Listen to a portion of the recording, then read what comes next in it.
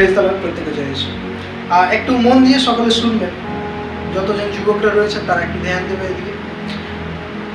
ঈশ্বর কি না আত্মা, দিয়াবল সে হচ্ছে আত্মা, যাকে আমরা শয়তান বলে থাকি। আলোচনা বলবেন দিয়াবলটা আবার কি জিনিস, তো যাকে আমরা শয়তান বলছি সেটা হচ্ছে দিয়াবল। আমরা একটু বাইরে পড়ব, তাহলে আমরা সেখানে বুঝতে পারবো। তো ঈশ্বর কি আত্মা, দিয়াবল হচ্ছে কি না আত্মা। ঈশ্বর আত্মা, দিয়াবল আত্মা। কারো দূর ক্লিয়ার আছে? দুজনে আত্মা। এবং ঈশ্বরের সাথে কি না এডেন উদ্যানে কে গল্প করতো? আদম। সেখানে কি না প্রথমে তারা কোথায় ছিল? সে এডেন উদ্যানে ছিল। এবং তারপরে যখন সেখানে পাপ আসে, সেখানে কি তাদেরকে বার করে দেওয়া হয় সেখান থেকে। সে আদম হাওয়াকে সেখান থেকে বার করে দেওয়া হয়। তারা কোথায় হলো? পৃথিবীতে। পৃথিবীতে বিস্তার হতে লাগলো, ছড়াতে লাগলো, তাদের বংশ বিস্তার হতে লাগলো। আজকে একটা জিনিসকে আমি দেখছিলাম, ভাবছিলাম একটা বিষয়, যে ঈশ্বর হচ্ছে আত্মা, দিয়াবল আত্মা একটা জিনিস। আর ঈশ্বর যখন আদমকে সৃষ্টি করেছিল, তখন সমস্ত অধিকার কাকে দেওয়া হয়েছিল? তখন সেই সমস্ত অধিকার মানুষকে দেওয়া হয়েছে। এই পৃথিবীর মধ্যে যা কিছু আমরা দেখতে পাই, সেই সমস্ত কিছুর উপরে কর্তৃত্ব করার অধিকার আমাকে আপনাদেরকে দেওয়া হয়েছে। সমস্ত কিছুর উপরে কর্তৃত্ব করার অধিকার কাকে দেওয়া হয়েছে? মানুষকে দেওয়া হয়েছে। তো কি হলো? যে মানুষকে অধিকার দেওয়া হলো। তাহলে কি না ঈশ্বর সে আত্মা, সে কোথায় কার্য করতে পারে? সে স্পিরিটে কার্য করতে পারে, স্পিরিচুয়াল এরিয়াতে তিনি কার্য করতে পারেন। আমায় ক্লিয়ার আছে? ঈশ্বর কোথায় কার্য করতে পারে? সে আত্মা। এবং সে কোথায় করতে পারে? সে আত্মিক দুনিয়াতে সে কার্য করতে পারেন। কিন্তু কি না তিনি পৃথিবীতে কার্য করতে গেলে তাকে প্রয়োজন কি? মানুষ বা একটা দেহ। বুঝতে পারছেন না? কারণ কি অধিকার কাকে দেওয়া হয়েছে পৃথিবীর মধ্যে? মানুষকে। সমস্ত অধিকার বলছে আমি কি না তোমাকে দিয়ে দিয়েছি। সমস্ত কিছুর উপর অধিকার মানুষকে দেওয়া হয়েছে। তাই ঈশ্বরও যখন কিছু কার্য করতে হয় এই পৃথিবীর মধ্যে, প্রয়োজন হয় একটা বডি, একটা দেহ, একটা মানুষের। এবং কি না আমি বললাম যে দিয়াবল কি না আত্মা, এবং তারও এই পৃথিবীতে কার্য করতে গেলে তাকেও প্রয়োজন হয় একটা দেহ, একটা দেহ প্রয়োজন। আমি আপনাদেরকে ভয় খাওয়াচ্ছি না, কিন্তু আমি আপনাদেরকে একটা সত্য কথা বলছি। যারা এরকম পূজারি থাকে, অনেক রকম পূজারি আছে, আপনারা জানেন যে তারা কি না রাত্রেবেলায় বলি দেয়, অনেক কিছু করে, তারা রক্ত চড়ায়, তারা অনেক কিছু খারাপ খারাপ কার্য করে থাকে। তারা কি করে না, তারা এই কারণে রক্ত ছাড়ায়, তারা সেই বডিটাকে সমর্পণ করেছে, যে যার রক্তটা সে নিয়ে আসছে সেই বডিটাকে কি না সেই তার আন্ডারে নিয়ে আসছে, তাকে দিচ্ছে, সে দিয়াবলকে তারা চড়াচ্ছে। আমরা বুঝতে পারছি? কারো ঘর যেতে ভয় লাগবে না তো? কারো ভয় লাগবে বাড়ি যেতে? ঠিক আছে, আমরা শুনবো। তো কি না তারা রক্তকে ছড়ায় কেন?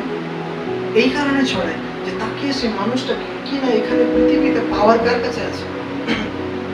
একটা মানুষের কাছে। এই পৃথিবীতে শক্তি মানুষকে দেওয়া হয়েছে। তাই যখন কার্য করতে হয় শয়তানকে, একটা বডির প্রয়োজন। আর এই পৃথিবীতে যখন ঈশ্বরকেও কার্য করতে হয়, তখন মানুষের প্রয়োজন হয়। মানুষের থ্রু দিয়ে ঈশ্বর কার্য করে। তাই বলতে চাই প্রত্যেকটা যুবক ভাই বোনদের, আপনি দেখুন আপনার নিজের জীবনকে, আপনি দেখুন যে আপনি কোন জায়গায় দাঁড়িয়ে রয়েছেন। আপনি আপনার জীবনকে কার হাতে সমর্পণ করেছেন? আপনার প্রত্যেক দিনের কার্য কার মতো? সেই যিশুর মতো, যেমন যিশু বলেছে তেমন, নাকি যেভাবে জগৎ চলছে সেভাবে আপনার কার্য চলছে? আপনি দেখুন যে আপনার বডিকে আপনি কার হাতে সমর্পণ করেছেন, দিয়াবলের হাতে নাকি ঈশ্বরের হাতে?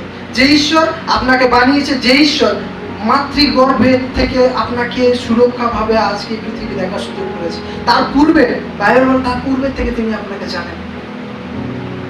আর যে ঈশ্বর আপনাকে প্রত্যেক দিন সুরক্ষা দিয়ে থাকেন, আপনি সেই ঈশ্বরের আরাধনা করবেন, সেই ঈশ্বরকে আপনার দেহকে সমর্পণ করবেন, নাকি যে আপনার ক্ষতি করতে চায়, যে আপনার গৃহের ক্ষতি করতে চায়, যে চায় যে আপনার মা বাবা অসুস্থ, যে চায় যে আপনি অসুস্থ থাকুন, আপনি তাকে বডি সমর্পণ করতে চান?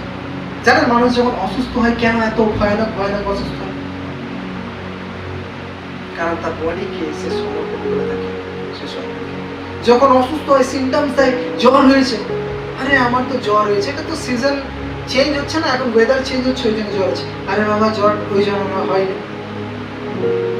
তোমার বডিতে কেউ আসছে এবং সে সিমটমস দিচ্ছে যে তুমি দেখছে যে তোমার কাছে তো অধিকার আছে, তুমি তো জানোই না অধিকার, ওই জন্য বলছে ঠিক আছে কষ্ট ভোগ করো, কষ্ট ভোগ করো। আরে তোমাকে অধিকার দেওয়া হয়েছে কি? আমরা জানি সবাই, আমাদের এখানে সবাই জানি, আমি যে জানে যে খ্রিস্ট আমাদেরকে কি অধিকার দিয়েছে। তা খ্রিস্ট যখন আমাদেরকে অধিকার দিয়েছে, তো যদি আমাদের ফিভারও হয়, যদি জ্বরও হয়ে থাকে, আমরা সেটাকে কি করবো? ধমক করবো। আমরা দেখেছি যিশু যখন সে পিতরের শাশুড়ি জ্বর হয়েছিল, সেখানে কি করেছিল? ধমক দিয়েছিল। আমরা কি যে ছোট থেকে ছোট বিষয় নিয়ে, যেটা শয়তান, যেটা ঈশ্বরের থেকে আসে না, যেটা শয়তান আমাদের লাইফে নিয়ে আসে, সেটা কি করবো? আমরা ধমক দেবো। আমেন। আমরা কি করতে শিখবো প্রত্যেকটা দিন? যে তাকে ধমক দিতে শিখবো। আমরা দেখবো নিজের লাইফকে প্রত্যেকটা দিন যাচাই করে যে আমার জীবন, আমার এই বডি আমি কাকে দিচ্ছি? শয়তানকে দিচ্ছি নাকি ঈশ্বরকে কার্য করার জন্য দিচ্ছি? দুজনেই আছে রেডি, দুজনেই আছে যাদের বডি প্রয়োজন আছে। কিন্তু দেখুন আপনি যে কাকে আপনি নিজের বডিকে সমর্পণ করছেন, কাকে কার্য করতে দিচ্ছেন? ঈশ্বরকে নাকি দেহ? আমি আপনাদের বলতে চাই, সে পিতা ওয়েট করে থাকার বিষয় যে আপনি কখন বলবেন, পিতা আমি এসেছি তোমার কাছে, আমি নিজেকে তোমার কাছে সমর্পণ করি। প্রত্যেকটা দিন পিতা শুনতে চায় যে পিতা আমি এসেছি তোমার কাছে, আমি সমর্পণ করি নিজের জীবনকে তোমার হাতে। একটা স্পিরিচুয়ালি, একটা আত্মিক ভাবে যে চলে, সে প্রত্যেক দিন নিজেকে বাদ দিয়ে সেই ঈশ্বরের আত্মাকে নিজের কাছে রাখে, এবং প্রত্যেকটা দিন সে সকালে রাত্রে সেই ঈশ্বরকে বলে পিতা আমি নিজেকে শেষ করি, কিন্তু আমি আমার মধ্যে তোমাকে জীবিত রাখি। এটা একটা স্পিরিচুয়ালি, যে আত্মিক ভাবে যে রয়েছে তার কথা যে পিতা আমি নিজের মধ্যে আমি নয়, কিন্তু আমার মধ্যে তুমি রয়েছে। কারণ সে জানে যে আমার দেহকে আমি কোনো দিয়াবলকে নয়, কিন্তু আমার দেহকে আমি ঈশ্বরকে ব্যবহার করতে দিয়েছি।